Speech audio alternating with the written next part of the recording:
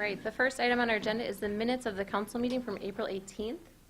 Comments, questions on those minutes? All right, our next item is comments and suggestions from citizens present.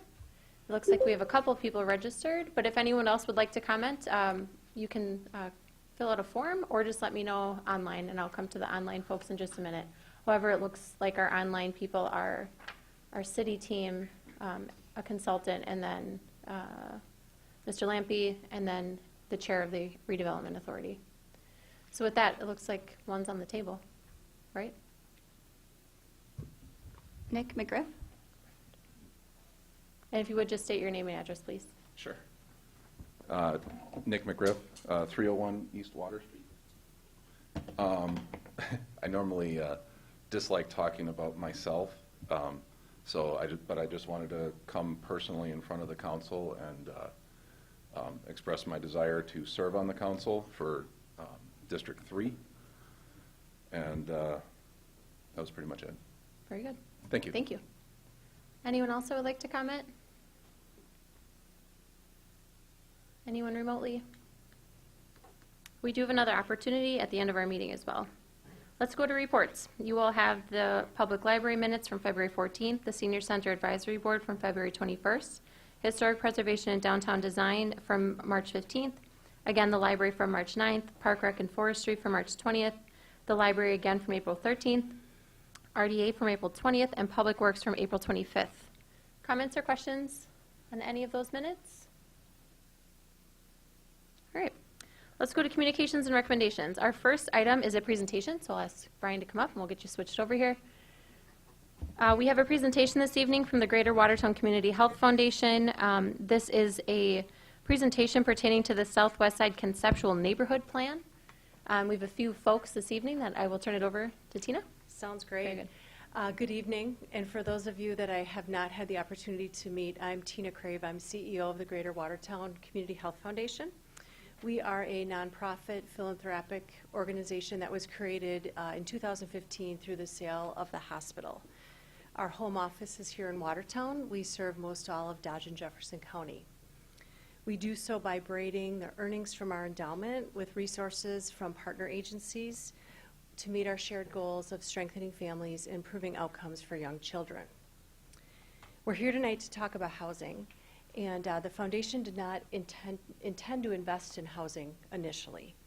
But by 2020, the housing shortage had been identified as a top priority of employers looking to fill their workforce, and by nearly every municipality across Dodge and Jefferson counties. Access to housing is a regional, a state, and a national challenge that won't be easily solved in this current economic climate. We invite you to join us. Jefferson County's having a housing summit on May 18th. Please join us to learn more. Let me know if you need the details on that. But in short, here's some things that we know about housing in Watertown. In 2020, Dodge and Jefferson County both did studies that confirmed our region is short about 4,000 housing units of all types. The foundation did a market study late last fall and learned several things. We learned that 63% of our households just have 1 to 2 people in, and there really isn't a lot of smaller housing options available. We learned that there's a demand for 1,900 for sale units, but we learned that the current prices of new construction are $350,000 to $450,000, which prices the average Watertown citizen out of that market. We know that there's a shortage of about 1,050 rental units. There essentially is no capacity. Our vacancy rate is 0.7%. The national kind of benchmark vacancy for rentals is about 6%. So tonight's discussion will likely be different than a conversation you might have with a developer. The foundation's not a developer. We're not here, pitching any particular project. Instead, we've purchased and we're holding on to 80 acres of the beautiful former Bethesda campus, so we can ensure that that community is developed according to the needs and wishes of this community. So together, we all have a once-in-a-generational opportunity to design and develop a neighborhood from scratch, something this community hasn't had the opportunity to do for quite some time.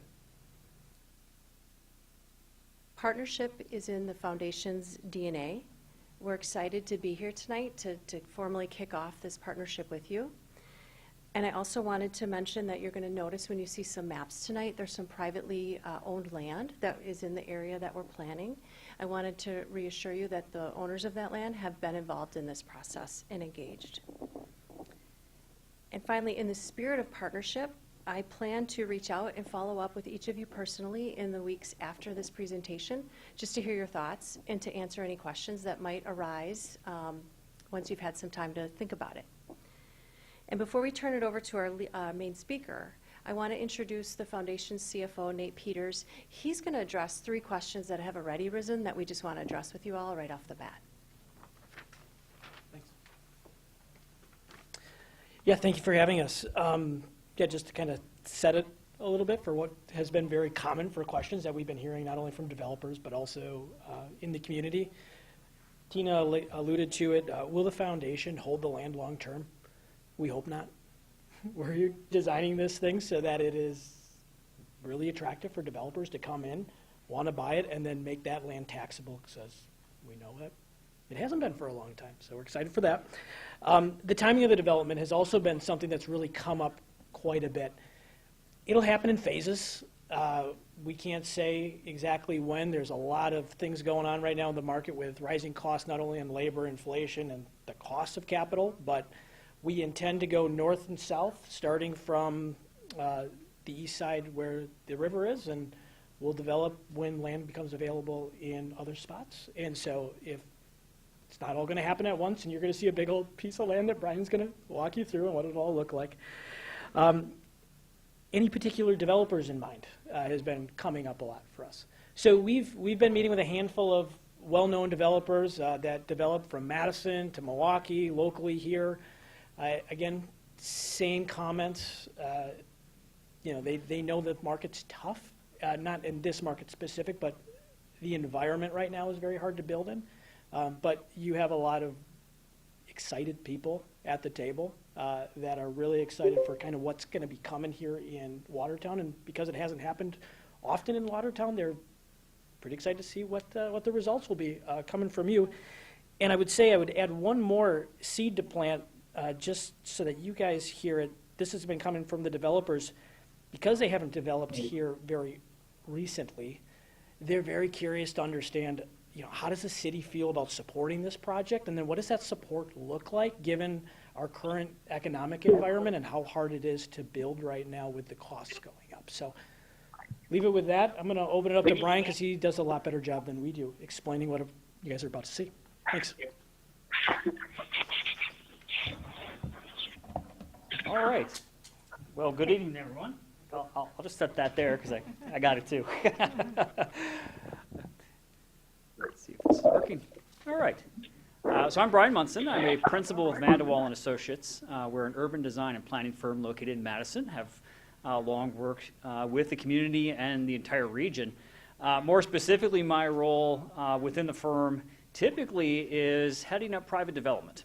So working with developers on creation of neighborhood plans and implementation plans, zoning, and all the pieces that go towards creating new neighborhoods. So when the foundation approached the firm, we were very excited about the opportunity it gave to have some conversations with the community, but also to reframe the approach to development potentially within the community to create opportunities for the residents of Watertown. And so I've been working very closely with Alona Bartnick, who's joining us online, as well as Ben Rohr, who couldn't be here tonight. But we're excited to be here on our second stop of a 3-stop introduction. And it's just that. We're here tonight to listen and learn and get feedback. As Tina already mentioned, reaching out to each of you following this meeting is kind of that continuation of the dialogue, because we recognize this is a project that's going to take many years to achieve. It's going to take a lot of discussions, and it's going to take a lot of input. And so what we're doing is we gave a presentation to the Plan Commission. We're giving the same presentation tonight, as well as the same presentation on the 18th, intentionally, so that we can reach out to folks, share as much information, and be as transparent as possible about the potential of the site and gather input. We want this project to be a continuation of the quality and character of Watertown, while broadening the housing opportunities for all of its residents. So we're excited tonight to take a few minutes to walk through kind of what we've started with and where we're going. So again, that's our goal tonight, is to give information and listen to feedback. We're going to cover the project goals, some of the key principles that have informed the development of design, and then walk through a concept plan for the entire area, which really is a next step of detail beyond the adopted neighborhood plans. But before we get there, we'll kind of start with the basic premise. Why now? Why are we talking about housing? Why are we here for the foundation? And quite honestly, it's because we have a housing problem. And by we, it's not Watertown, it's not the region, it's not just the state, it's the entire country. There have been significant issues in the delivery of housing throughout the country, spanning back decades, that have only become more focused in that we have issues of the housing availability, prices, rising cost, matching housing needs of the community to the residents of the community, and all the different demographic shifts that have happened throughout the country have kind of piled on and created an issue that's not unique to Watertown. But we're excited here because we've got some opportunities in this project through the availability of the land, the idea of not coming at this from a developer-driven solution, but rather a community-driven solution, and trying to find ways to achieve the goals and visions of the adopted plans for the community at the same time as taking the geography that for many years was a nonprofit tax base, return it to tax rolls, and offer diversified housing for the community. And this is evident, as I said, at all levels. When we step back and look at the studies at the state level, we see a lot of statistics that are problematic. The state is losing a significant number of residents and employees across the state. So employee retention and attraction has become a very critical component. And typically in the past, the way that communities attracted residents was to attract jobs. I can tell you now that has shifted significantly in the last few years, and that employers are beginning to look at communities to say, we need employees if we're going to come. We need to be competitive and have opportunities for our employees to find housing within the region that meets their needs and matches up with the salaries. Coupled with that, as mentioned previously by Tina, the state as a whole has underperformed on the delivery of housing, which has made the price point continue to creep higher due to lack of supply. Baby boomers have stayed in their housing longer than ever before because of lack of choices or by choice.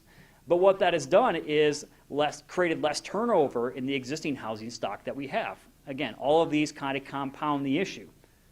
Stepping a little bit closer, we've looked at Dodge County and Jefferson County. You can see the housing inventory in terms of months available for sale has continued to decline, and a very marked need for rental units, affordable housing units, housing across the full spectrum of delivery, so that really without, as I'm said on the slide here, without intervention, the problem's only been getting worse over time. And so through this plan, we hope to address some of those. Stepping even closer, there was a study done for Watertown looking at what does the existing housing market in the community speak to. And it identified that we have an underserved population that is in apartments, townhomes, duplexes, single family at all scale and all price points.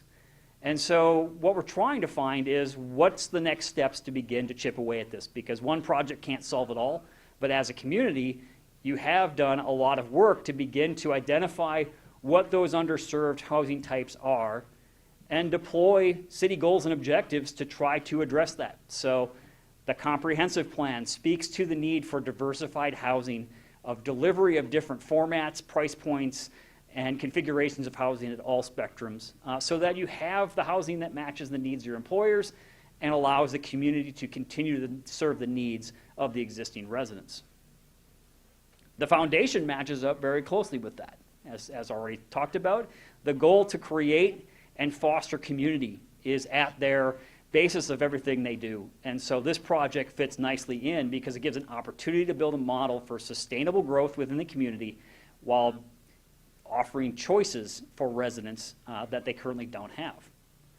This also matches up with Dodge County and Jefferson's plans, the regional Thrive plans, and the state plans. So this is not a unique issue, and it's been talked about a lot, so we're excited to be here tonight to talk about actions that we can take to begin to address that.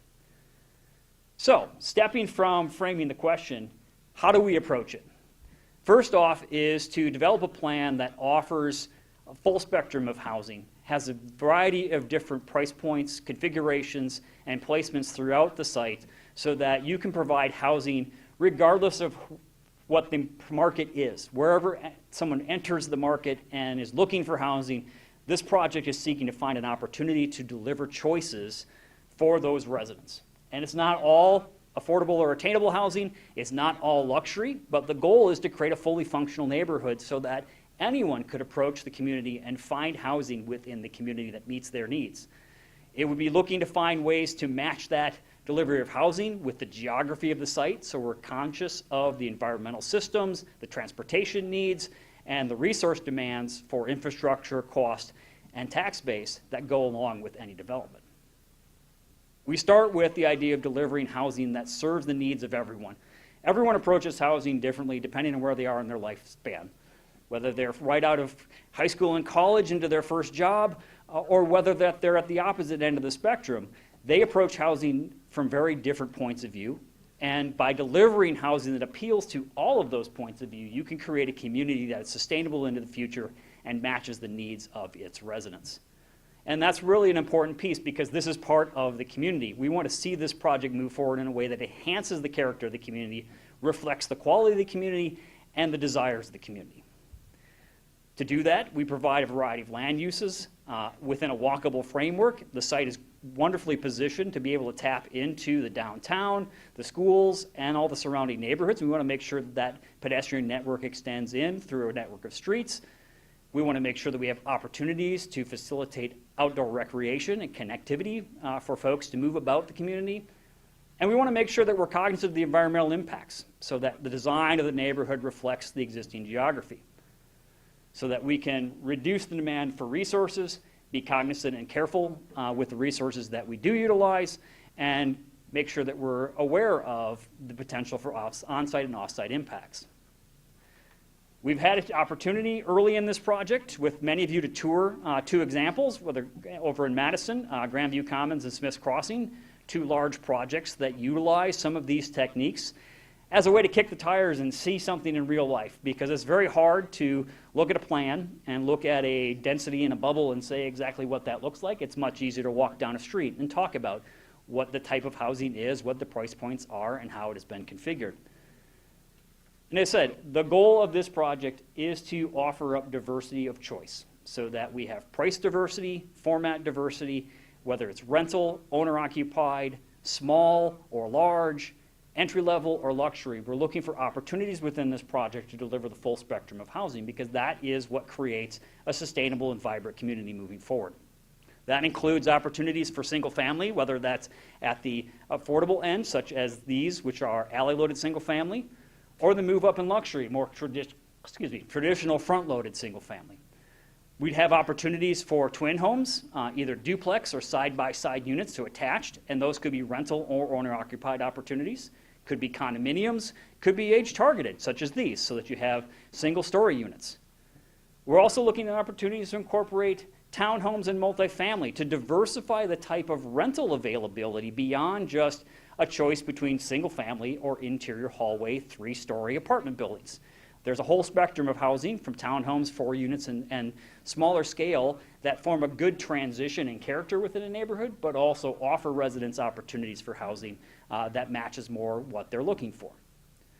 We also see this as a great opportunity to build off the characteristics of the site. We know there are existing waterways. Obviously, there's the river. There are woodlots. There are hills and valleys. So there's a great character to the site that opens up chances for outdoor recreation through extension of trails, as well as creation of stormwater management to address not just this site, but off-site impacts. And of course, at the heart of all of it is the community aspects, not present with the YMCA, the future fire station that's going nearby, as well as its access to the overall community. So, how do we transition from concept to reality? So first off, we did a very deep dive into the site itself to develop an understanding of the physical characteristics of the site, the plans that have been talked about, and the phasing. This is going to be a multi-year project that will be built out in multiple phases, potentially with multiple developers. and will be realized over a span of time that allows it to adapt and adjust based on input and based on the characteristics of the project. We have looked very closely at the details of the site. This is showing, of course, the ownership pattern where the city has several parcels, private owners contain some of the parcels, and then in purple highlights the areas that the foundation owns. When we started to plan this, we recognized that the fractured ownership pattern here really needed to be addressed by looking beyond just the property lines, having conversations with all the property owners, and developing a plan that transitions from the comprehensive plan, which is a generalized plan, to a plan that takes into account all the different site constraints, whether that's archaeological, soils, environmental, the railroad, the airport impacts, roads and utility access, all the pieces that go to span from the comprehensive plan down to what is actually developable on site, and finally down to a concept for the development of that site. So what you see here is the overall master plan for the entire compiled area. So it's taking a neighborhood planning level approach, but bridging it down to a block and land use basis. So this looks at actual street blocks and depths for development of housing. It looks at density of housing as it ranges throughout the site. It accounts for the environmental constraints on the site, the trails and connectivity of the site, as well as some options. This is the base plan, and what this is showing is the different color ranges represent transitions in density across the site, generalized from north to south, the red tones being some attached multifamily, transitioning to a combination of missing middle housing, so twin homes, townhomes, 4 units, some higher density single family, potentially on an alley, transitioning to traditional single family. And then stepping back out based upon the geography of the site. You can see the railroad, I'd use the pointer, but it doesn't show up on the TV screens. The railroad cutting through the site is a barrier that we'll have to respond to. But what we tried to do is develop a street grid that distributes traffic, creates opportunities for connectivity within the neighborhood and out to the region. The other aspect we took advantage of here is looking at the environmental aspects of the site to create a common framework. West of the tracks, we have a drainage way, which is a great opportunity for a trail connection, stormwater management, and outdoor recreation, connecting from the city's waste management properties, which are being developed in a natural state, all the way up through the site to Milford. On the east side of the tracks, of course, we have the river itself and the site sloping down to that. So we have a street grid and placement of uses that transitions that slope and creates an additional walkable neighborhood along the eastern portion of the site. Stepping a little bit closer, you can see how all of these different patterns interplay, and it's important to look at the colors and how they transition because that's done very intentionally as well. So that comparable densities transition from the higher density to the north, steps into some mid-range density to the lower range density, and then back out so that you don't have abrupt jumps. Again, opportunities to use the character of the housing being delivered to offer up that transition. All in the base concept, we've got about 700 total units spanning from single family all the way up to multifamily. And you can see how those different unit types interplay within the project.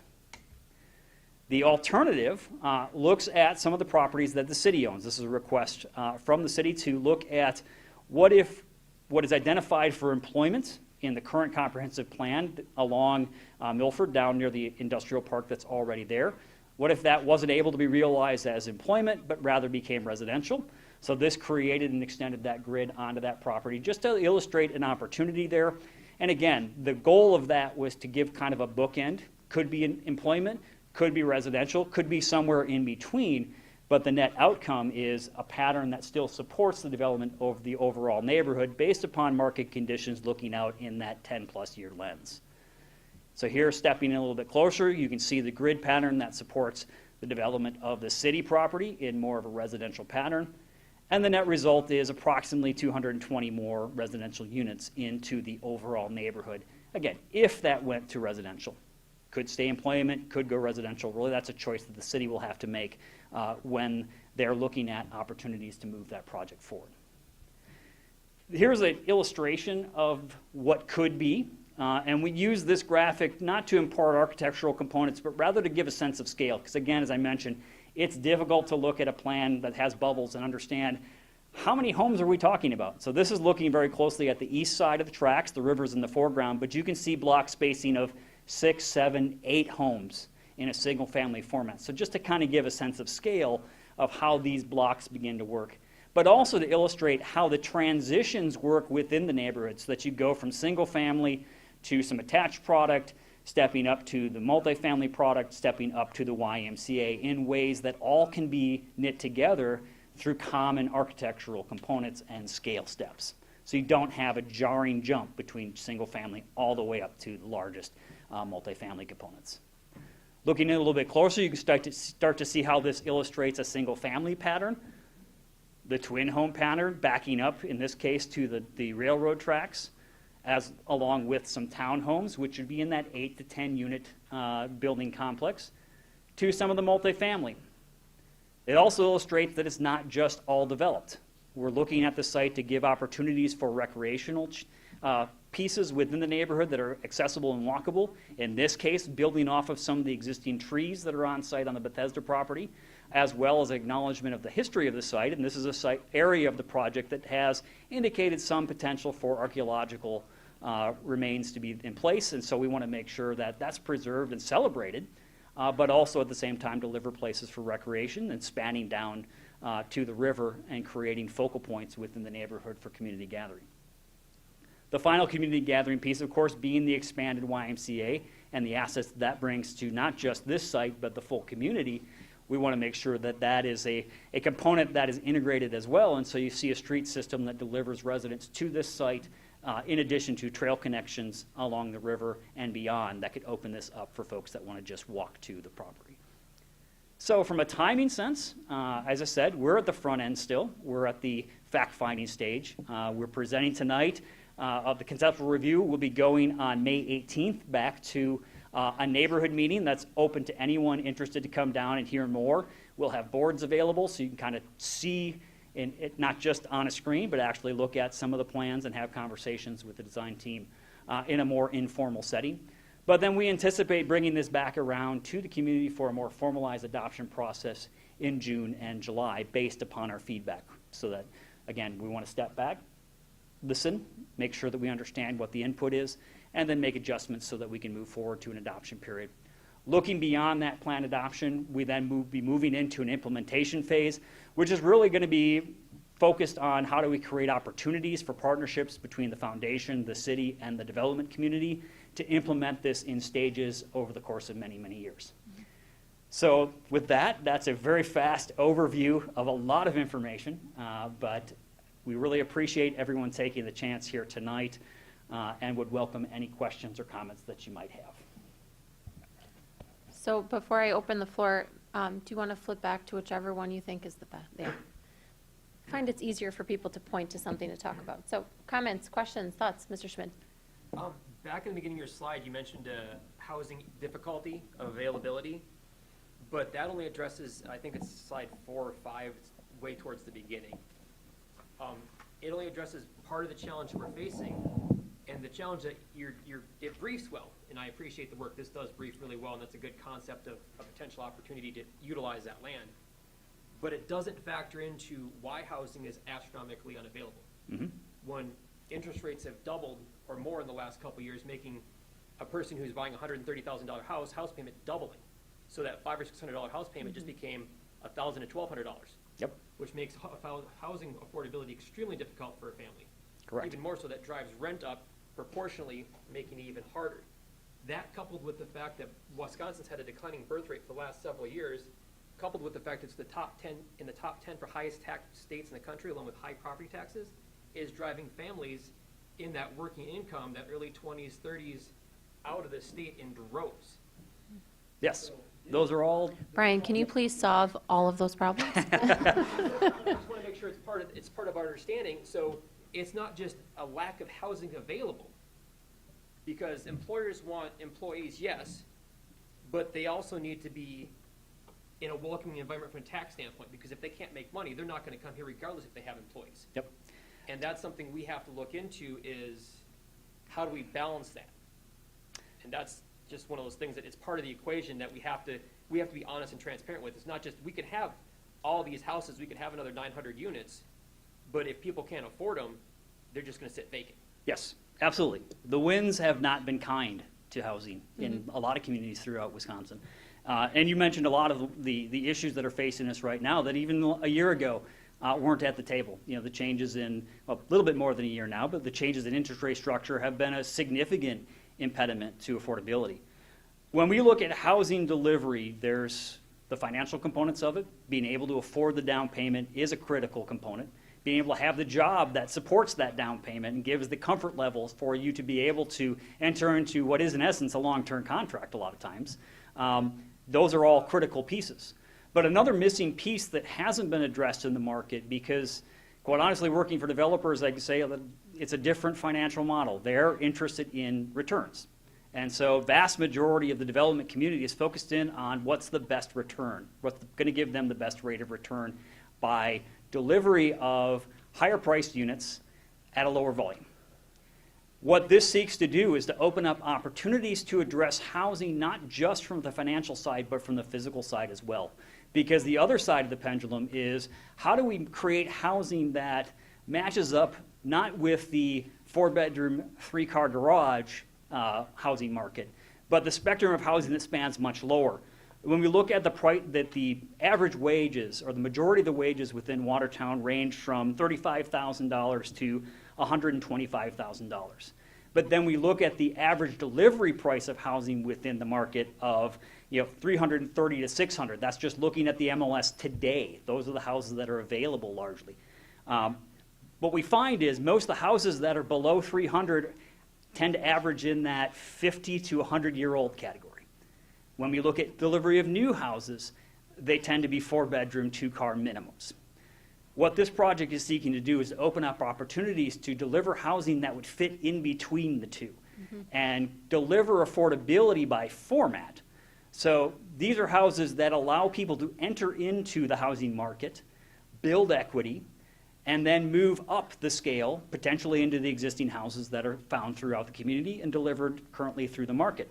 But by focusing in on creating smaller houses, opportunities for rentals, opportunities for attached housing product that's both for sale and rental, we're looking to bring that delivery price point lower and closer to what their incomes can afford, so that when residents are looking for housing, they have choices available to them that aren't just hop in my car and drive over to Madison, over to Milwaukee because I can find a house, but rather giving them choices for housing within Watertown. Now, not going to appeal to everybody, and that's a fact of all housing markets, but by broadening the type of housing we can deliver, we have a much higher opportunity for those residents to find their needs here in Watertown, set down roots, continue to become part of the community, and then grow that equity over time so that they can transition into other housing. The other thing it offers is unlocking some of the housing that is already here for lack of other choices. So we may have a lot of residents, and this is typical of most communities, in 1 and 2 occupant houses that may be a 4-bedroom house, that they raised a family in, they're a valuable part of the community, and they might move if they had a choice, but there's no choice available that matches with what their needs are. If we can unlock some of that existing stock, that's often the most affordable stock within a community, is what we already have.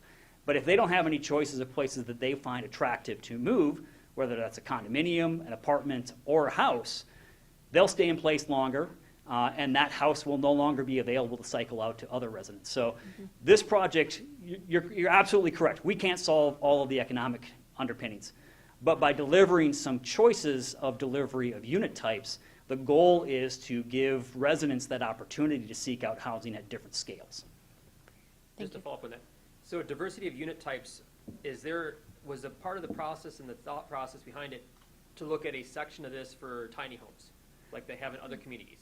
So tiny homes per se, maybe not, depending on the definition. We see a whole spectrum of housing. When I say attainable housing, there could be smaller lot house, alley single family, attached product single family, that's a smaller size, less square footage, 2 and 3 bedroom units, potentially 4 bedroom units as well, but more efficient delivery with smaller lot sizes with housing that's comparable to what you could find on a bigger parcel, does offer a price point reduction as well as efficiency on the infrastructure installation. Others? Mr. Moldenauer. Could this become a zoning issue though, with all these mixture of different houses and properties? Well, there Because are zoning- mechanisms that can, Watertown's also tried to keep their zoning R1 or R2 or whatever. Now you're mixing these all together. Our zoning administrator is on the line too. So yes. you So got it. there are a couple mechanisms that have been used in other communities, and some of them are mixed zoning neighborhoods, so that you have a variety of different districts that work on a block level but are compatible with each other. Another approach could be through a planned unit development that addresses the overall zoning categories within the project. So the examples that I had up on the screen that we went and visited were both done, one's in Sun Prairie, the other's in Madison, were done through the planned unit development, whereas site-specific zoning was adopted for the entire parcel at one comprehensive review time, and then implemented in phase underneath that framework to give guidance and allow the project to incorporate a diversity of housing type that may be, as you said, difficult to achieve with a patchwork of existing districts. We have a history of planned unit developments in my time here, for developments with these different uses. Others? Comments, questions? Anyone? I've got 2 questions. I was going to say, Can you hear anyone? me? Yes, we Yes. can. Okay. Just first of all, I wanted to say thank you again to the foundation. We always see Hold on, you Jonathan. in leadership roles. Alderperson Lampe, I'm going to interrupt you. For those of you in the room, I can't switch the screen because no, it's okay. Okay. I wanted everyone to know it's Alderperson Lampe that's speaking, especially Brian, because who's this Thank random you. guy's voice? So, okay, go ahead, Mr. Lampe. All right.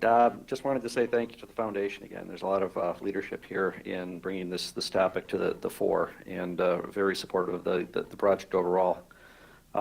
2 questions that I had tonight. One is similar to Alderperson Moldenauer with regard to how close we're tracking with the proposed development to the comprehensive plan. And then as a second question, when would the city need to make a decision regarding essentially the alternate land use that's required for the full build-out?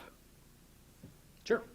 Well, to start with, the first question is we're following exactly the comprehensive plan, which identified these parcels for a variety of different uses. The area to the west, kind of in the triangle that's yellow with speckles on it, is planned neighborhood, which in the comprehensive plan is identified for a range of housing options for that parcel. East of the river is showed for riverside mixed use, again looking to identify opportunities to have a diverse type of development within that property, and we think fits very well with what's being discussed. The area where there's some variation really is at the request of the city. When we start to talk about the employment parcel, to the left side along Milford there's the purple bubble that's owned by the city and identified for employment. So we were requested to take a look at that, as I said, for what ifs, if that was more of a residential pattern in keeping with the project. As far as when you would need to, I'll jump back to the plans here, bear with me. When you would need to make a decision, it's really in the city's hands. Oh, sorry, wrong way. To make that choice as the neighborhood is implemented. Our intent would be to include both this alternative, which is consistent with the comprehensive plan, as well as this alternative within the framework of the neighborhood, and allow the city the opportunity to evaluate potential development scenarios into the future. And again, this plan is being forwarded as a more detailed neighborhood plan, but there's several steps past this. There's zoning, there's platting, there's quite a bit of work as the implementation stage begins before any shovels will be thrown in the ground and houses will be built. But the timeline for a property this big is going to be in that 10-year horizon. And so the city will have, will have full control over when that choice is made, but also the ability to seek out what's the best solution for that property based upon the needs of the city at that time. Was Great, that thank you. Ms. Davis? I have a question. On slide 17, the final goal says reduce demand on resources for infrastructure and services. I wonder if you could help me better understand what you mean Sure. by that. So one of the benefits of a mixed residential approach is, in essence, we have the same linear street footage.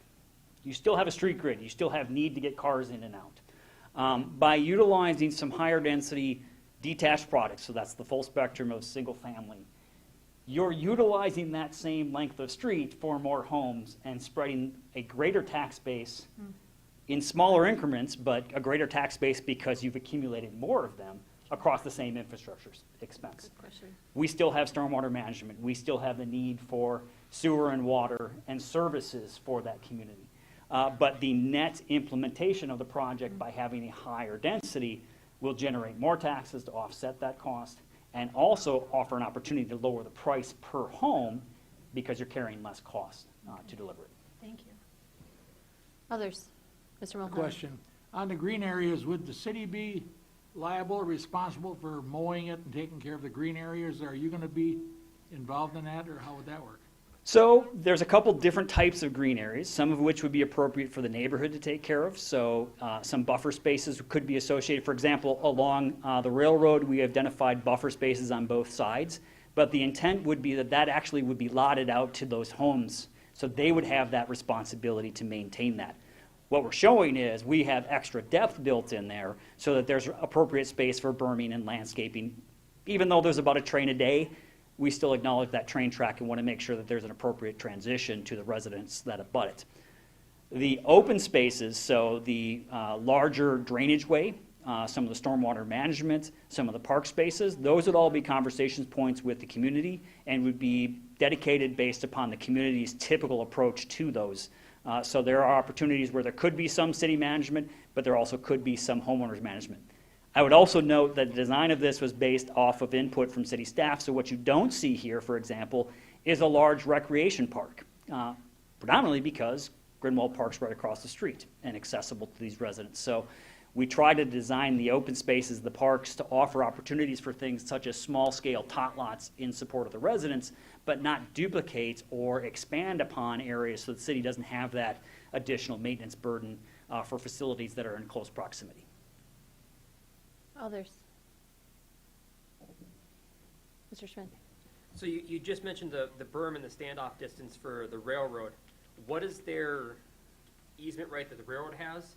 And my concern is even if it is just a 1 or 2 a day track usage, over a 10-year period of time, that's a lot of geographical shifting of the topsoil, potentially challenging the integrity of the track. And given the number we've had recently in the last 6 months or so across the country, that's a concern that I get brought up is track security and safety. And running right down a new development, I'm concerned that that will impact value, specifically the ones that butt up to that railroad track where it's the railroad properties versus where their property starts, because I know there's going to be a difference in regards to who's responsible for that green area. Correct. So the design along the railroad is intentional to create that corridor and protect it and give it distance to where the houses would be placed. So for example, on the left side of the railroad tracks, those lots tend to run 150 feet or more to the railroad tracks property line, not necessarily where the tracks are themselves. Of course, the tracks being centered within that right-of-way. So there's a significant distance back from where the homes actually would be placed. And that's very typical of approaches, not just to railroad tracks on this site, but throughout other projects throughout the community. There are homes, of course, in Watertown that back up to a lot of railroad tracks. But I've also had other neighborhoods that I've built, Smith's Crossing being one of them that we toured, butts up against what will, in theory, be considered for a high-speed rail line. So when we start to talk about railroads, one of the things we always remember is railroad traffic can change. And so we want to make sure that the design gives enough space so that there's appropriate transitions, not just visually, but functionally, so that there is room to make sure that any grading or any impacts on the adjoining properties do not extend in or compromise in any way the railroad facilities within their right-of-way. Yeah, that was my concern looking at the amount of watershed you have on this property, is how much that's going to impact the basements in there in regards to the flood planning that's there. So when you start talking about shifting all of the terrain, the concern I would have would be the watershed for basements for a brand new development where you're going to have spongy areas or not enough shed for the water to go to and have water in basements that are just brand new. Yep. So when we looked at this project, I can tell you the design of the stormwater management anticipates about 8% of the site will be stormwater management, and that is through every watershed and every point of concentration within the property. So it's not just a blue bubble, it's actually calculated based upon what a typical delivery is for residential neighborhoods, such as this, that's taking into account the impervious surface, the amount of development, the amount of concentration within the watershed, to make sure that we're not just saying, well, we'll handle the water later, because the water always wins. So we've consciously looked at the design of this neighborhood to anticipate that need, give a conservative amount of stormwater management available to address that need within each sub-watershed, but then also look at how it functions within the greater watershed. So west of the tracks, all that water ends up in the drainage system that's there. It does have base flow. It's a creek. I don't think it has a name, but in essence, it is a creek corridor, so we're cognizant of treating that before release into that. We've also looked at the soils throughout the site to identify areas that would have some constraints. And so that's, for example, if you look along Milford, there is a blue bubble right along Milford. Well, that's because that's in an area that shows hydric inclusions. So that's indicative of the fact that the water table is high enough to influence the soils. If you stop farming it, it likely would become wetland. So we are looking for those indicators as we're designing this. The other area I would note that has a larger impact is when we go south of the city's lands. What you see there are areas that are shown in blue. Those are areas that have hydric soils. And so that's something we've taken into account already in this, so that when we look at the developable areas, we start with discounting anything that could be compromised, that could have challenges towards future implementation or restrictions on implementation. Some of these we know through the DNR database are likely wetlands. Some of them show enough hydric that even though they're not on the DNR database, when we actually get out and do a soil survey, I would expect them to become wetlands. So we did take that into account as we designed the neighborhood. Any last questions for Brian? I just want to share one item that I don't know if you mentioned, but it's really important. This is all conceptual. So when the day comes that a developer is here coming before our city bodies, it very well could be that an area that's identified as maroon is now yellow. You know, the possibilities, maybe you could speak to that just a bit. Sure. So we see this as helping guide predictability, which is a key component that my developer clients are always looking for. What are the rules and how do we follow them? How do we bring a project that the community supports? Because that's the fastest path to an approval, is to actually give the community what they said they wanted. So we see this neighborhood plan as being a refinement of the comprehensive plan, giving more detail as to the form the development could take, so that a developer could approach it and say, okay, based upon the fact that we have an adopted comprehensive plan, hopefully we have an adopted concept plan for this property, they can then develop a proposal that begins to implement that. But that proposal goes through yet another round of approvals. Mm-hmm. That's plating, zoning, soils, engineering, all the pieces to make that transition from a concept to something that you could pull the building permit on. And that is a much more detailed and robust review based upon the exact parcel that's being brought forward to the community at that time. But the benefit of this process is it begins to give them a stronger understanding about the directions the communities encourage that developer to go towards. Mm-hmm. Thank you. Well, I would be remiss to not thank you and the foundation. Obviously, it's been a tremendous effort. Many meetings, many tours in what it is like winter, 24/7. Every time we attempted to go outside for this project, it was freezing cold. But this has been a lot of conscientious work, you know, considering our needs and our plans. And our city team internally has done a tremendous job too of meeting with planners and kind of working through the goals that we have. So when we're in a public meeting like this, to not thank you all sitting in this room for the work that you've done in getting us to this point, I would be mistaken not to do that. And it's exciting, you know, to have this land be back on a tax roll, not only meeting the needs of our residents, but also the needs of this community financially. It's an exciting position to be in. So I thank you guys very much. And May 18th. Correct? So please share that information with your constituents. It'll be important for them to be able to provide input on this large potential development. Awesome. Thank you again. Thank you very much. Appreciate it. We've got a little fluctuating. Are you moving down? Are you staying there? Why don't you move? Our next item on our agenda is the Fire Department Annual Report. I know Chief Tesh has some comments he'd like to share with us. Yes, thank you, Your Honor. If, Oh, Your Honor, you are welcome. in the packet, you should have received the 2022 annual report. There's just a few things I would like to point out, starting on page 6, when it talks about the budget and the per capita cost. Our budget's $3.3 million, but if you can remember that $1.2 million of that money is not from taxpayers. It's from our contract to provide EMS and fire service with the townships. It's from the funding assistance program for EMS from the state. It's from 2% dues. If you factor that $1.2 million out of our budget, the cost per capita is not $146. It's actually $93, and that's 25 cents a day for a person living in the city of Watertown. I just wanted to take a chance or time to point that out. Continuing on page 16, just to highlight again, we're running 22% of our calls are doubles. It happened tonight during the tour. We had 4 calls just in that 40-minute time frame we were down there touring. Multiple units going in multiple different directions. On page 19, what I really like to see this year, way over to the left column in 2022, we did 105 smoke alarm CO detector installs this year. That's something fire departments typically haven't done, but over the last few decades, we've kind of made a shift from being a reactive service to proactive.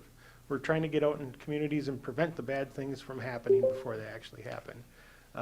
In last year's budget, we had tried to find money for a community risk reduction officer.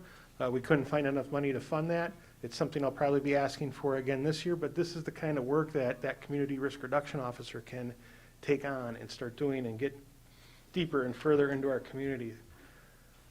Going along with that, if we turn the page over to page 20, you'll notice of our 2,800 some calls, 2,361 of them were ambulance calls. But if you look over on the left-hand corner, we only had 1,888 patients. So we had 473 repeat callers. These are people who have maybe been discharged from the hospital or are fighting an illness but don't have access to maybe go get the medication they need or follow up with care. And then this is, again, a part where a community risk reduction officer can maybe go in their home and prevent some of these repeat calls before they happen. So instead of being reactive and waiting for them to call 911, we might partner with a hospital and say, hey, we'll go over here and follow up with this person the day after they got released to make sure they have what they need. Stephen, I have you on now. Continuing on, the next thing I wanted to highlight when we were talking about maintenance on page 28, the med unit we bought in 2014 has over almost 110,000 miles on it right now. We used to have these on like a 6-year replacement plan ambulances, but we're just getting busier and busier and putting more miles and miles on them. So as you see the budgets come forward, the 6-year replacement plan for ambulances is probably going to step down to about a 4-year plan. Then finally, the last thing I really wanted to, one more thing I really wanted to point out, on page 33, we typically send a lot of people to training. There's a lot of training that goes on outside the area, outside the state that we attend. We do that because we don't have a lot of it here, but we're trying to create a culture and bring some of that to us. So this last year in December, we had a battalion chief from around Oklahoma City come up and give a talk. So at this training, we had over 70 people from 24 different departments across 4 states come into Watertown to attend this training and hear the speaker that we brought in. I thought that was great, and we're going to be looking to do more of that. And of course, the last thing I want to do is give a shout out and a thank you to my staff, especially Chief Rutterberg, Deputy Chief Rutterberg, and the administrative staff who helped put this together to present to you tonight. So with that, if you have any questions, I'll be happy to try to answer them the best I can. Ms. Davis? I didn't have any prepared questions. Oh, this darn it time. all. Don't But feel I'm- obligated. I will say, I always do appreciate all of the data and all the information. It's so educational, and it really helps us see the scope of all that you do day in and day out with. I really also appreciated how you laid out the team members for each of the shifts, and I could see their faces, see their names, so that was really valuable too. I like that too. I like the little testimonials from the BCs and lieutenants. Yeah, a little new design this year. We really wanted to bring some of that in so you guys can really get to know the staff that works over there. Others? Comments or questions for the chief? I can't. I've got a few. Mr. Lampe? Thank you, and echoing the comments, thank you, excellent report. Highlighting some of the other things, I noted that the basically cost per constituent is basically less than what people spend on Netflix. It's it's under about $12 a month or so. I love seeing statistics boiled down to that, and I think that really speaks to what it actually means to have a high quality fire and EMS service in our town. So thank you for boiling that one down for us. The other one that I wanted to hit is one that you hit briefly with regard to the replacement of the EMS units. I think you just said that you're looking at dropping those from 6 years to 4 years. But we're actively running one of those units that's rated red on calls. And since EMS are the bulk of the calls today, is there a plan, a short-term capital plan to address EMS on the horizon? Yes, there is, it's actually very timely you're asking that. We ordered our new chassis last year for the ambulance that's supposed to be replaced going into 2024. We ordered it last year because the changing market, chassis aren't available. I had a conversation with Lieutenant Wellick, who's in charge of maintenance today. He had heard from our ambulance dealer that even though we ordered this chassis in 2023, we might not get it yet this year. By the end of this week, we'll know if we're going to be pushed back to a 2025 model year, just because they're not making chassis fast enough to meet the demand. So in the meantime, we're going to keep an eye on things, keep our maintenance program working like it is to do the oil changes, rotate the tires, and keep these other rigs on as long as we can. It looks like from the history some time ago when you bought, maybe some of our older ambulances were twins, bought at the same time, so they're going out at the same time. But we're trying to really move to this 4-year cycle to keep the miles down on the first out unit, because that second out unit gets used just as much. Thank you, Chief. Anybody else? Mr. Schmidt? So, Chief, to touch on the delay in response times from vendors, in part of your plan moving forward, for your 4-year rotation, is the intent to forecast out 18 months in advance of when you're going to need to replace it to put your order in to account for that lag? Because that's not getting any better in the industry. In fact, it's probably going to get worse as we progress forward, watching some of the bigger manufacturers. You're exactly right. It is going to get worse. And I think the Finance Committee and maybe even the council as a whole has addressed that with the finance director in our plan, where we can order 12, 24 months ahead for some of these chassis. Again, I was talking to another vendor today for fire engines. The projected time on those now are up to 36 months. So we're talking 3 years if we ordered today. If you need to replace your ladder truck, that is 36 to 48 months. So that's a 4-year window right now to order one of those. Mark, do you want to add to that the action the council took to kind of future purchase? Yes, this last year, for the first time, we asked for city council approval to purchase, or at least approve, the future purchase of items into the future. So there were 3 specialized pieces of equipment, not just fire, that were approved for authorization to order, realizing that there's probably an 18 to 24 month delay. Other people, comments, questions? All right. Thank you, Chief, and thank you to everyone who participated in producing the report. It looks very nice as well as being very informative. I think it's very easy to read. The next item on our agenda is a Watertown Public Library first quarter review. Speaking of nice data to be able to review, this is a very nice one-pager. Any comments or questions on that one? All right. Then the next is the 2022 RDA Impact Report. This is, I believe, Mr. Salas is on if anyone has any questions about the content of this report. All right, very good. Next is a I'm sorry. Nope, I apologize. I maybe didn't look at the screen. Go ahead, Mr. Lampe. I just wanted to say, I just hopped on the RDA, brand new to this commission, taking the place of older person who's left us. Unfortunately, I definitely wanted this to be included and shared with the full council. I know RDA and its activities are new to some folks. I think some questions came up at the last council meeting, particularly in terms of sources of funds, ability of the RDA to work through its revolving loan funds, and a few other things. So I would encourage everyone to basically take a close look at this thing and get those questions back over to Mason or to Nate, who basically can, track down what you need for additional information. Thank you. Anybody else on this one? Okay, our next item was an item requested by an alderperson, and this is a discussion on recusing and abstaining. The city attorney is going to provide us some information on that. As the mayor indicated, I was asked to look into the difference between abstaining and recusing and provide some feedback to council as to the differences between them and when to use each.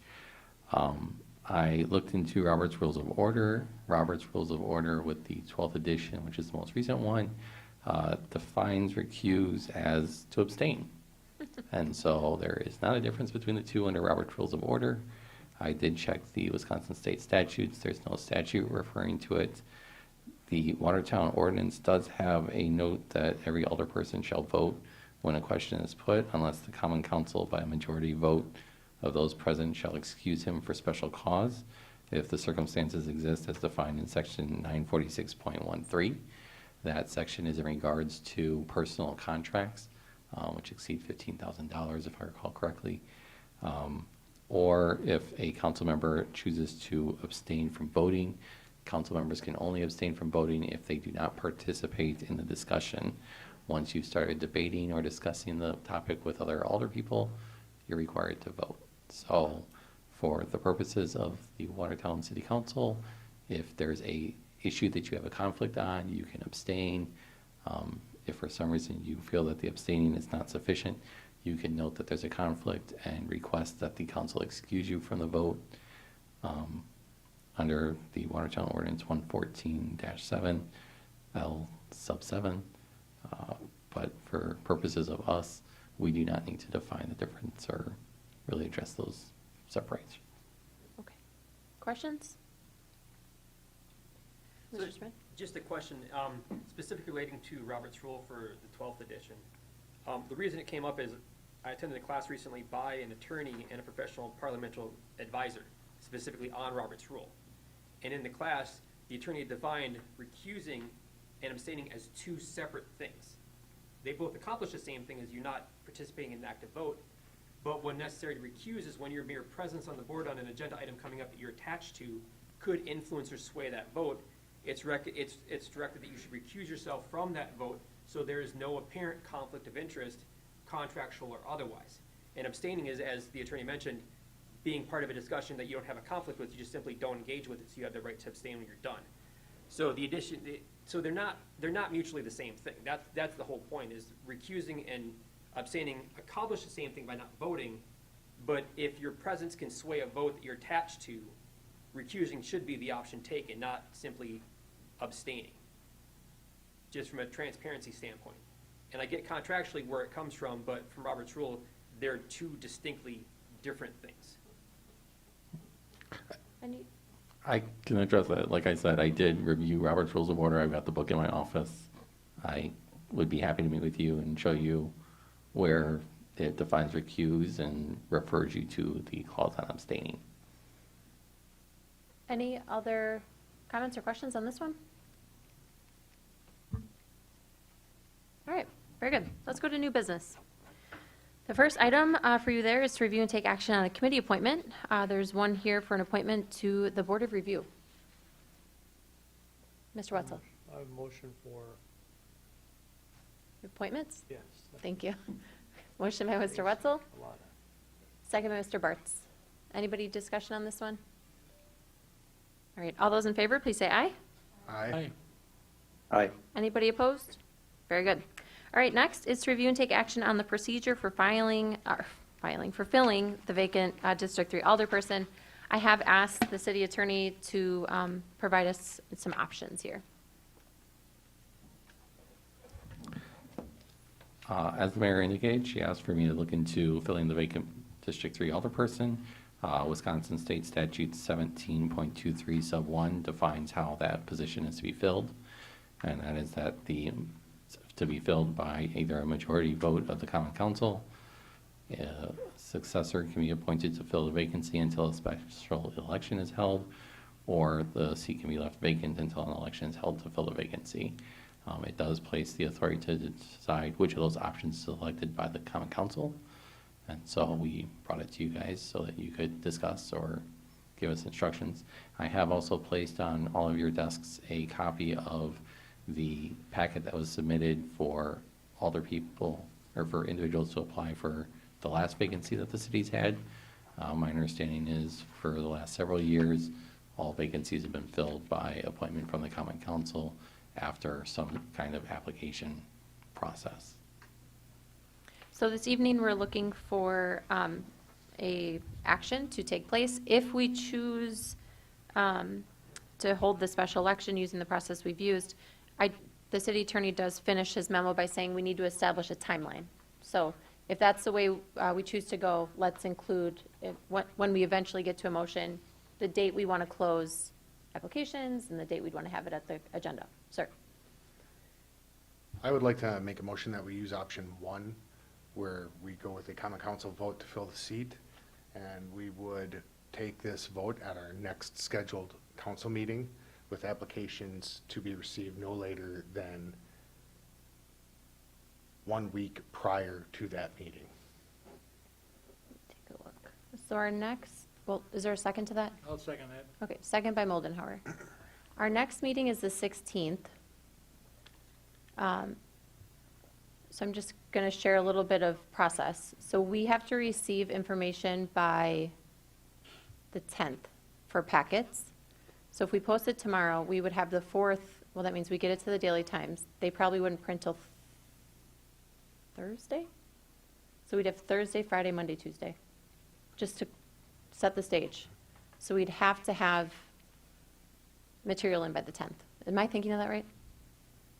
Packet-wise? I'm not missing anything? Okay. And then we'd have the 16th. Comments, questions, timelines? Sir? I would agree with option 1, though I would change your timeline drastically. I understand they need to fill it, but that's a very short window to get qualified, competent applicants. That could potentially fill the slot to give adequate notice to individuals who may be working and don't have time to apply and put their packet together. I would be more comfortable pushing that timeline to have packets to us by the end of May, so that gives us adequate time with the end of the school year coming up with graduations to get them to us, for us to review so that we can vote on them in June. That would give us approximately 4 or 5 weeks for the applicants to put together, for us to notify on the paper, and to allow proper backwards planning for everything. Okay. Others? Mr. Moldenhauer? I would like to see it go as proposed, because this is an important seat, and it should be filled as soon as possible. So all districts are represented by the taxpayers. Ms. Davis? I was wondering if the city clerk can give us some guidance as to what's happened in the past, what the time frame has been in the past for making submissions, because this isn't the first vacancy, so we've done this before. I'm wondering what the timeline has been previously. Do you have awareness? Do you have awareness? I don't have specific awareness. My recollection was that there was a couple of week spacing for applications to come in. My recommendation on the memo was that we would try and schedule the meeting for 2 common councils from now, which would place us at June 6th, with applications to be due by May 26th. Just because, as the mayor indicated, having applications in by the 9th at this point would be a fairly short notice to the public and the district as to who wants to run or making that determination over 3 to 4 days. To me, that sounds like a reasonable time frame that you just laid out. Need a motion? Was that? Need a second for Alderman Schmidt? I don't know that he made so right now we have a motion on the floor for January, excuse me, for May 16th. No, to be turned in by May 10th for a vote on May 16th. Did I get that right? May 9th. for May vote 9th. on May 16th, yes. May 9th for a vote on May 16th. And then we had discussion, so we have a motion and a second, but we don't have an amendment if that, to a motion on the floor. Mr. Schmidt? I would move to make an amendment to that, change the timeline to reflect what the city attorney gave us to allow for proper timing. So are you saying May 26th? Yes. And then the June 6th? That's what's in the memo. Is that what you're saying? Okay. So there's a motion to I would second that. amend for May 26th. Let me just make sure I'm getting dates straight. So what the city attorney suggested was May 26th for turn-in completion, June 6th, common council meeting. That's your motion, Mr. Schmidt? And that's your second, Mr. Wetzel. Let's discuss on that. Mr. Blanky? Well, we've already had 2 weeks that people have known that there's been a vacancy on the council. The Daily Times this past week erroneously reported that the mayor was going to be filling the seat. The story was apparently written out of thin air from, They didn't consult me. I'm aware. So I think the community is well aware that we're looking to fill this seat. And it's not a surprise by any means. And I think that delaying it further doesn't really serve any purpose. Others on the, yeah, Mr. Bartz? I'm not in total disagreement with Mr. Blanky, but I do think that the way it's presented, even what was written in the paper, I believe that there was going to be some options, some alternatives available. So the general public, knowing that we're meeting today, we're going to decide 1 of 3 courses, right? So if someone was considering applying for the seat, the vacant seat, then they might have been waiting just to see how the council decided today, which of the alternatives to use to fill the seat.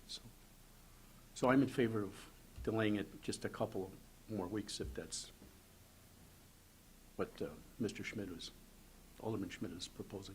Okay. Others? I saw a hand. Mr. Schmidt? Just to address some of the concern is, the extra time allows a couple of things. One, it addresses what Alderman Bartz brought up, is a community that can see which of the 3 options that we chose. And that allows us time as a governing body to address what was presented as the option chosen that wasn't chosen. So that gives time for our full-time staff to address that, so we can have the paper make the proper corrections regardless of the intent behind it, because I won't speak to the intent because I don't know. But it shows that we as a board agreed upon one of the 3 courses of actions as presented by the city attorney, and then it gives the community to see, okay, this is the course of action the board has chosen, now I know my next step. Because if we had chosen to hold a special election, which we could do, we then could publish the cost of the community, and then everyone would have to go through the process of running again and going through that process, which would make it even longer. So I think by that process, it collapses that time frame in our favor by not choosing that option. So I think the most efficient process is to go with the amendment. I propose based on the timeline the city attorney goes, and on that, I'll call the question on the amendment and the choice. All right. So we have a motion to amend the motion for the dates to be May 26th for a deadline to submit application materials, and for that choice to be made at the June 6th Common Council meeting. So we are voting on just the amendment. So with that, Megan. Point of order. Oh. I believe first we have to vote on the motion to call the question. Then we would vote on his motion. Because doesn't a motion to call the question require a vote? A motion to call the question would require a vote to determine it's not debatable. So I have to take a motion to end discussion? You take a vote to end discussion. So do we need a motion to end discussion? There was, Do you need a second? not for calling the vote, I don't recall. Okay, so we're going to take a vote on ending discussion. Megan? Want to start with Blanky for that one? Who ended this? Schmid? Schmid? Aye. Wetzel? Aye. Moldenhauer? No. Davis? Aye. Lampy? Aye. Bartz? Aye. Blanky? No. Smith? No. Motion passed. Did I do my counting right? 5-3. 5-3, That's what I've got. Is that what you have? Mark? Yes. Okay. All right, so now we shall vote on our amended motion. I'm going to recap it one more time. May 26th for an ending date on applications, June 6th for the Common Council meeting. Everyone clear on what we're voting on? Just another point of order. Do we need to take two more votes? One for the amendment and then one for the motion after it is Yes. amended? That one I've got. Thank you. Sorry. Megan, you ready to go? Yep. All right, go ahead. Schmid? Aye. Wetzel? Aye. Moldenhauer? Davis? Lampy? Aye. Bartz? Aye. Blanky? No. Smith? No. Motion passed 5-3. All right, we're now at an amended version of the motion. So this is a motion to select option 1, which is fill the vacancy by majority vote of the Common Council. That would happen at the June 6th Common Council meeting with application materials due May 26th. Any comments or questions before we take the roll? Megan? Mr. Smith? Yeah, I just have one question, and I probably should have asked it before we started getting into the actual voting and so forth, but I'd like to ask the city attorney, what does filling the vacancy by majority vote mean? Sometimes majority vote means a majority of the actual members of the city council. Sometimes a majority means a majority of those who are present and voting at that particular time. So by majority vote in this instance, it would be the majority of the vote of the Common Council. There isn't a restriction as to whether or not the mayor is included in that if there's a tie. And so it would be a vote of the Common Council as it exists. If there's a tie, then the mayor would be a tiebreaker. And it would be the majority of that version of the Common Council as the mayor is a member of it. So you're saying filling the vacancy would require 5 votes? Correct. Any other discussion? Megan? Schmid? Aye. Wetzel? Aye. Moldenhauer? No. Aye. Davis? Lampy? Aye. Bartz? Aye. Blanky? No. Smith? No. Motion passed 5-3. Okay, so what we will do is update the one presented, or the one that was sitting before you this evening with the correct dates and the correct district, and then we'll get that moving. All right, very good. The next item on our agenda is the accounts payable. So move. Thank you. Motion by Mr. Moldenhauer, seconded by Mr. Wetzel. Any discussion on the accounts? Megan? Moldenhauer? Davis? Aye. Lampy? Aye. Bartz? Aye. Blanky? Aye. Smith? Aye. Schmid? Aye. Wetzel? Aye. Motion passed 8-0. All right, next is miscellaneous business. You have the payroll summary from April 5th to April 18th, and we'll start with and March 23rd, the March 2023 credit card report. These are purchases over $10,000. Questions, comments on either of those? All right, let's go to our ordinances. Our first is ordinance 23-09. This is an ordinance to create Article 13 of Chapter 24, the Town Square Programming Commission, in our city code. This is here from me and Park, Rec, and Forestry on the second reading. Is there a motion? I would so move. Motion by Mr. Lampy. Second by Ms. Davis. Comments or questions? Megan? Lampy, Aye. Bartz. Blanky, No. Smith, No. Schmid. No. Wetzel. Moldenhauer, No. Davis. Tie vote at 4-4. I'll vote aye. Motion passed 5-4. Agreed? Yep. That's what I have. All right, our next item is ordinance 23-10. This is to amend Chapter 550, our official zoning map for the city of Watertown. This is again for me and the Plan Commission on the second reading. This pertains to the rezoning of 713 Milford Street. Is there a motion on this one? Adopt ordinance 23-10. Motion by Mr. Bartz. Is there a second? Second by Mr. Blanky. Discussion, comments, questions on this one? Megan? Bartz. Aye. Blanky, Aye. Smith. Schmid. Wetzel. Moldenhauer. Davis. Lampy. Aye. Motion passed 8-0. Very good. Next is ordinance 23-11. This is to adopt amendments to the 2019 City of Watertown Comprehensive Plan. Again, for me and the Plan Commission on the second reading. This pertains to 407 South Washington Street. Is there a motion on this one? Motion. Thank you. Motion to approve by Mr. Blanky, seconded by Mr. Bartz. Comments or questions? Megan? Blanky. Smith. Aye. Schmid. Wetzel. Moldenhauer. Aye.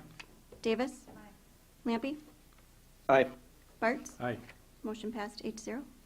Okay, next is ordinance 23-12. This is to amend Chapter 550, the official zoning map in our city code.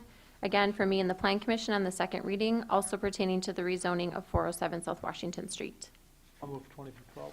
Motion by Mr. Wetzel, second by Ms. Davis. Comments or questions? Megan? Wetzel. Moldenhauer. Davis. Lampy. Aye. Bartz. Aye. Blanky. Aye. Smith. Aye. Schmid. Aye. Motion passed 8-0. Next is ordinance 23-13. This was amend section 500-7C, temporary restricted in the parking for the city of Watertown. This is here for Mr. Smith and Public Safety and Welfare on its second reading. I would move for the adoption of proposed ordinance 23-13 on its second reading. Motion by Mr. Smith, second by Mr. Schmid. Discussion? Megan? Smith. Aye. Schmid. Aye. Wetzel. Aye. Moldenhauer. Davis. Lampy. Aye. Bartz. Blanky. Aye. Motion passed 8-0. Next is ordinance 23-14. This is to amend section 410-56A, smoking in prohibited places in our city code. This is here for Mr. Lampy and the Board of Health on its first reading. I'll motion for 23-14. Motion by Mr. Wetzel, second by Ms. Davis. Comments or questions on this one? Mr. Blanky. So the issue I have with this ordinance is not the smoking aspect of it. That is something that the city council can decide at any time. The issue I have is taking the responsibility and the authority and the council abdicating their duty to take care of this and putting it into a department head's responsibilities. I think that if we want to ban smoking in the parks, that is the duty and responsibility of this council. And we should take the vote on it and be on record for it. We should not be putting it in the hands of an unelected department head. We answer to the voters. What is the exact director? Sorry, the Watertown Health Director does not. Thank you. Additional comments, questions? Ms. Davis. May I ask a question to your statement? So are you suggesting that for every instance of a designated area in a city park, it be brought to the council for approval? Yes. Other comments, questions? Mr. Lampy? So Alderperson Smith and I have some additional insight because we did sit on the health board that recommended and forwarded this to council. I can give you some of the background that went into this. This is an initiative that our health department has been looking to bring forward in cooperation with the Parks Department for some time. And essentially, one of the main things that this will do is improve the health, especially around secondhand smoke, especially in areas like our playgrounds. And so the intent of this ordinance is to allow us to clearly put signs out that basically designate areas as non-smoking areas throughout the parks, particularly in some of the playground areas and areas where there is a large hazard for secondhand smoke. There is also, as you note in the ordinance, there's a timing aspect as well. One of the things that we felt was important as we move this ordinance through is that we do have some time for people to understand why we're putting it in and exactly what it's going to mean in terms of adjusting, whether or not they're going to be smoking while they're supervising their children on the playground and whatnot. And so the timing aspect is that this would take effect this fall, and we would have the ability for the health director, the park and rec director, to essentially interact with the public, be able to communicate what they were looking to do, which areas they were looking to notate as non-smoking areas. In particular, I want to note, for example, that we'd definitely be looking at the playgrounds as non-smoking, and then which areas we'd also look to notate as smoking allowed areas. And again, I don't want to commit ourselves to this, but one of the areas we talked about as a smoking permitted area would be parking lots. So much discussion, much communication is essentially built into the timing of this, so that there's the ability for a park and rec director and the health department, as noted in the ordinance, to be able to interact with the public, explain what they're trying to do, get some feedback in, and make some decisions about where placards would be applied in those areas and which areas are essentially non-smoking and which ones are not. Thank you, Mr. Lampy. Mr. Cheesebro? I just want to address what seems to be a misconception at this point. This ordinance doesn't allow the city to designate areas as non-smoking. It designates all city parks as non-smoking, and it authorizes the health director to designate certain areas as smoking within a public park in the city. So the council is the one that's stating fully on this that there's to be no smoking in the parks unless the health director designates an area within that city park as acceptable for smoking. So I just want to clarify that because it sounds like some people had that backwards. Thank you. Other comments, Mr. Schmidt? I'm with Alderman Blanky in this one. I'm concerned that it's such a carte blanche approach and a blanket approach to what doesn't appear a blanket problem. It appears to be an isolated issues, not one that requires such a broad brush approach. I would rather see, before we move forward on this, a comprehensive layout of proposed areas. As the attorney mentioned, that the health director would then designate as smoking areas. But with that, that's saying that you're removing that ability in all these big open spaces, and we have a lot of park spaces where secondhand smoke is really not going to be an issue for most of the time in our population density.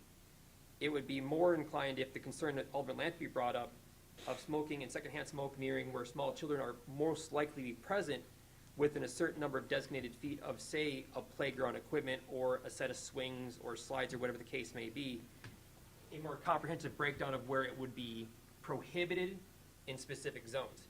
This broad brush approach, as it sits, I can't support. And I'd work with an amendment with Alderman Blanky and recommendations to how to make it more applicable to our community. Thank you. Other comments or questions? Mr. Wetzel? I think we heard there would be smoking permitted in the parking lots. Is that Carol, Carol, could If you you'd like address to, where can you we please were come to a looking at, how far microphone? you're looking around? So, talking with the Board of Health as well as the Park and Rec Commission,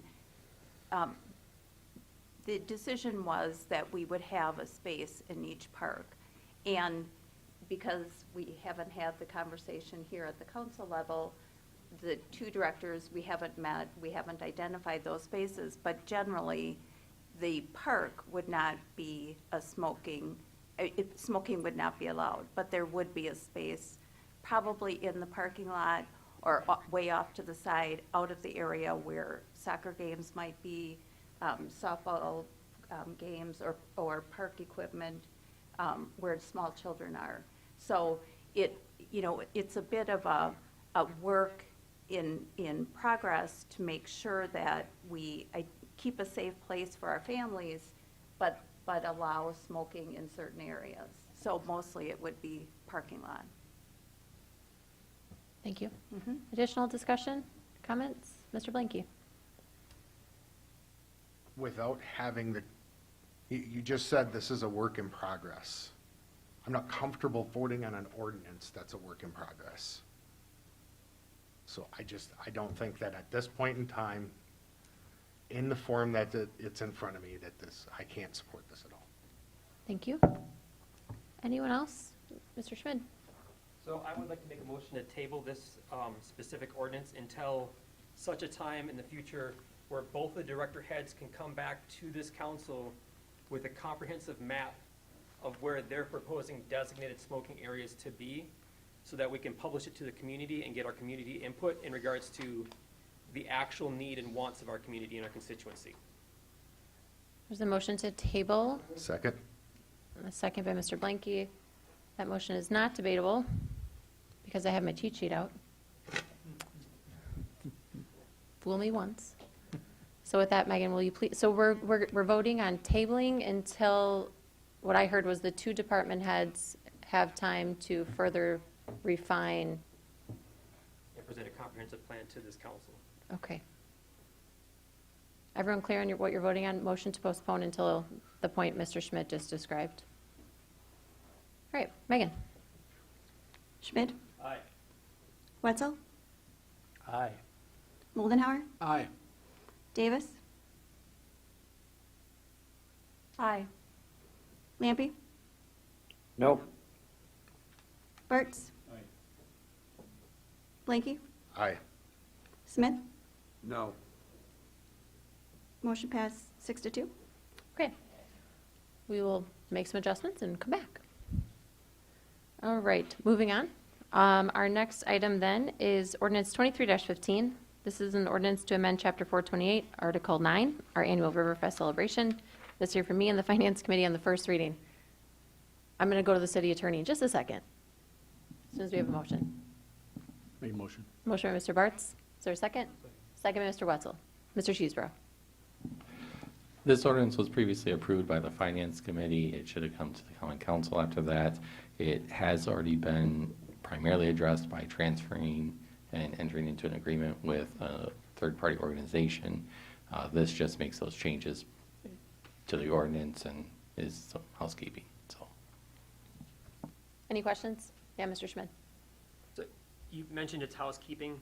So will this ordinance then apply to other entities or venues that would then seek to pull a permit to reserve all of, say, Riverside Park, for example, that's not a Riverfest organization? Or is it just related to them having a name change from an incorporation standpoint? This would take away the annual Riverfest celebration language in the ordinance. It creates the traffic control authority within the police department for the Riverfest event still. And so those provisions still only apply to Riverfest. There are other provisions within the special event ordinance that allow police department to close down roads or do other actions that are necessary for those special events. Other questions, comments? Megan? Bartz? Aye. Blanky? Aye. Smith? Aye. Schmidt? Aye. Wetzel? Moldenhauer? Davis? Aye. Lampe? Abstain. Motion passed 7-0. All right, very good. Let's go to our next. That's ordinance 23-16. This is to amend section 428-7C and create 428-7M in our city code. This is here for me and the Finance Committee on the first reading. A motion 2316. Motion by Mr. Wetzel, second by Mr. Molden. Oh, second by Mr. Moldenhauer. That one caught me off guard. Comments or questions on this one?